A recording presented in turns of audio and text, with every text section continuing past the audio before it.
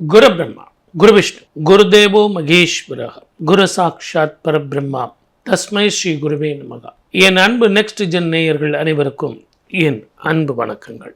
குரு பெயர்ச்சி எப்படி இருக்கும், 12 ராசிக்கு எப்படி இருக்குன்னு பார்க்கறதுக்கு முதல்ல இந்த குரு பெயர்ச்சி முதல்ல எப்படி இருக்குன்னு முதல்ல தெரியணும். பிரபஞ்சத்துக்கு எப்படி இருக்கும், இந்த உலகத்துக்கு எப்படி இருக்கும். ஏன்னா சனி பெயர்ச்சி ஆகும்போது, சார் எனக்கு பிரச்சனை எதுனா வந்துடுமா, வேலையில் பிரச்சனை வருமா, தொழிலில் பிரச்சனை வருமா அப்படின்னு ஒரு பயத்தோடு அந்த ப்ரிடிக்ஷன் எல்லாம் பார்ப்பாங்க.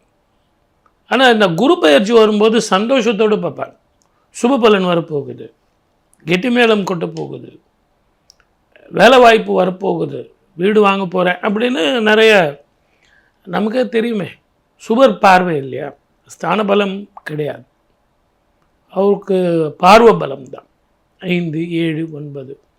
அதில் இந்த ஆண்டு உங்களுக்கு பார்த்திங்கன்னா தமிழ் புத்தாண்டில் குரு ராஜாவாக வர்றார். இந்த குரு ராஜாவாக வரும்போது குரு கடகத்தில் போய் உச்சம் பெற போகிறார். 12 ஆண்டுகள் பொறுத்து இந்த வீட்டுக்கு வரப்போகிறார். ஒவ்வொரு வருடமும் ஒவ்வொரு புஷ்கரம் வேற நடக்கும். ஒவ்வொரு நதியில் குளிச்சிங்கன்னா உங்களுக்கு புண்ணியங்கள் கிடைக்கும்.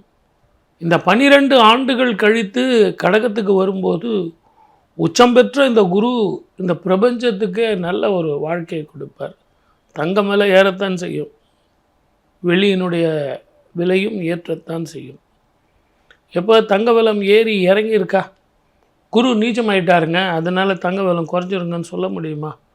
இந்த எல்லோ மெட்டல் மட்டும் ஒரு முறை ஏறுச்சுன்னா இறங்கிறதுங்கிறது கஷ்டம். பிளாக் கோல்டுன்னு சொல்லக்கூடிய பெட்ரோல் ஏற்ற இறக்கங்கள் இருக்கும். இப்போ கொஞ்சம் ஏற்றமாக இருக்கும், மறுபடியும் இறங்கிடும்.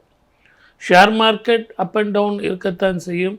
ஷேர் மார்க்கெட்டில் மிக கவனமாக இருக்கணும். இந்த ஆண்டு குரு பயிற்சி சார் அப்படின்னு எல்லாரும் சொல்கிறோமே ஒழிய 3 விதமான நிலைகளில் குரு பயிற்சி ஆகிறார்.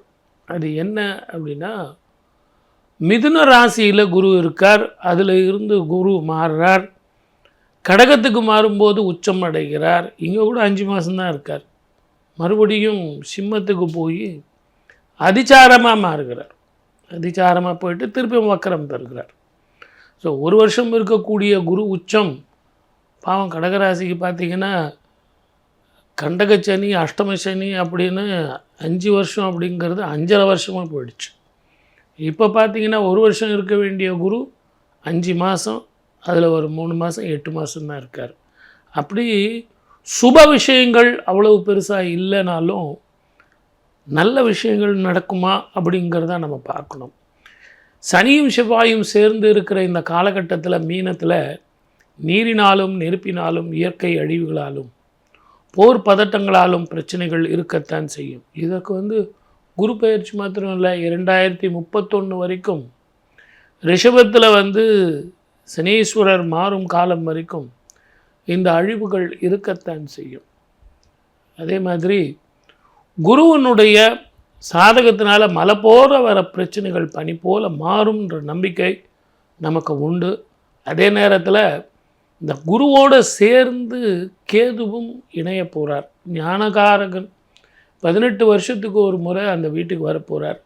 அப்போ குருவும் கேதுவும் இணையும் காலத்தில் 12 ராசிக்காரர்களும் 27 நட்சத்திரக்காரர்களும் கண்டிப்பாக காசி, கயா, ராமேஸ்வரம் போயிட்டு பித்ருக்களுக்கு தர்ப்பணம் பண்ணுறது அப்படிங்கிறது ரொம்ப ரொம்ப விசேஷமானது. ஆகவே பொது பலன் சொல்லியிருக்கேன். இதெல்லாம் உங்களுக்கு இன்ஸ்டன்ட் ஃபுட்டு தான். உங்கள் ஜாதகத்தில் எப்படிப்பட்ட பலன்கள் நடக்கும், மகாதிசைகள் இருக்குது அப்படிங்கிறத பார்த்து குரு உங்களுக்கு பலன் தருவாரா, உச்சமா நீச்சமா, குரு தசை நடக்குதா அப்படிங்கிறத பார்த்து தான் பலன் சொல்லணும். இருந்தாலும் யூடியூப்பில் ஒரு இன்ஸ்டன்ட் ஃபுட்டு மாதிரி இந்த குரு பயிற்சி எப்படி சார் இருக்கும் அப்படிங்கிறதுனால இது கொடுத்துருக்கேன். பொது பலன் சொல்லியிருக்கேன்.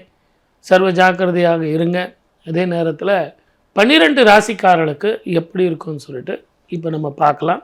வாங்க நிகழ்ச்சிக்கு போகலாம். கும்பராசி நேயர்களுக்கு எப்படிங்க இருக்கும்? ரொம்ப ஜாக்கிரதையாக இருக்கணும் சார். உடல் ஆரோக்கியத்தில் மிக கவனமாக இருக்கணும். நேரத்துக்கு சாப்பிடணும், நேரத்துக்கு தூங்கணும். அடுத்தவங்க விஷயத்தில் தலையிடவே கூடாது. பொது விஷயம், பொது பெருதனம் பண்ணுறதுங்கிறது கொஞ்சம் விட்டு கொடுத்து போகிறது நல்லது. இல்லை அப்படின்னா சில வேண்டாத பிரச்சனைகள், உங்களுக்கு வம்பு வழக்குகள், காவல்துறையினால் பிரச்சனைகள் வந்து தான் தீரும். அதுலேயும் உங்களை பொறுத்த வரைக்கும் நீங்கள் ஏதோ ஒன்று சொல்ல போக பிரச்சனைகள் வரும், வாயை கட்டிடுங்க. அது தொழில் மிக கவனமாக இருக்கணும். உங்கள் வருமானத்துக்கும் செலவுக்கும் கரெக்டாக போயிடும். கொஞ்சம் ஏமாந்தீங்க அப்படின்னா கடன் வந்துடும். அதே நேரத்தில் இரவில் கண்ணு முழிக்காதீங்க. படிக்கிற பிள்ளைங்களுக்கு இது ஒரு சரியான காலமாக இருந்தாலும் எவ்வளவு தான் படித்தாலும் மார்க் வர மாட்டேங்குது. உடல் ஆரோக்கியம், மன ஆரோக்கியம், திருமணம் கைகூடும். இருந்தாலும் குழந்தை பாக்கியத்துக்கு நீங்கள் டாக்டரை பார்த்து அதற்கேற்ற மாதிரி சில ட்ரீட்மெண்ட்டு, அயர்ன் அண்ட் புரோட்டீன் எடுத்துக்கிறது நல்லது. ஆணாக இருந்தால் பெண்ணும், பெண்ணாக இருந்தால் ஆணும் விட்டு கொடுத்து போகிறது நல்லது. சகோதர சகோதரிகள் மட்டுமல்ல, உறவுகள் மட்டுமல்ல, நட்பினால் உங்களுக்கு அவமானப்பட நேரிடும். ஆகவே நான் இவனுக்கு ஜாமீன் கையெழுத்து போட்டேன் சார், அவனுக்கு நான் நல்லது சொன்னேன் சார், அந்த பிஸ்னஸ் அவனை பண்ண வேணாம் நான் தான் சார் சொன்னேன், இந்த அண்ணன் தம்பிங்க தகராறு, கணவன் மனைவி பிரச்சனை, இதுக்கெல்லாம் நான் பெருதினம் பண்ணேன் சார் அப்படிங்கிறது வேண்டாம். சனிக்கிழமை தோறும் சனீஸ்வரருக்கு எல் தீபம். அதே மாதிரி திருநள்ளாறு அப்படிங்கிற ஸ்தலத்துக்கு போயிட்டு வரணும். நல்லெண்ணெய் நல்ல செக்கு எண்ணெய் வாங்கிட்டு போய் திருநள்ளாறில் சனீஸ்வரருடைய சன்னிதானம், அம்பாள் சன்னிதானம், ஈஸ்வரன் சன்னிதானத்தில் எல்லாம் தீபம் போட்டு நீங்கள் அந்த நல்லெண்ணெயை கொடுத்துட்டு வந்தீங்கன்னா அதை விட மிக உயர்ந்த தானம், சனீஸ்வரருக்கு பிரீத்தி வேறு எதுவும் கிடையாது. இதை செஞ்சுட்டு வாங்க. முதல்ல மன நிம்மதி, ஆயுள் ஆரோக்கிய விருத்தி, மருத்துவ செலவு குறையும், மனக்குழப்பம் போகும், நிம்மதியாக தூங்கலாம். எவ்வளோ சொல்லியிருக்கேன் பாருங்கள்.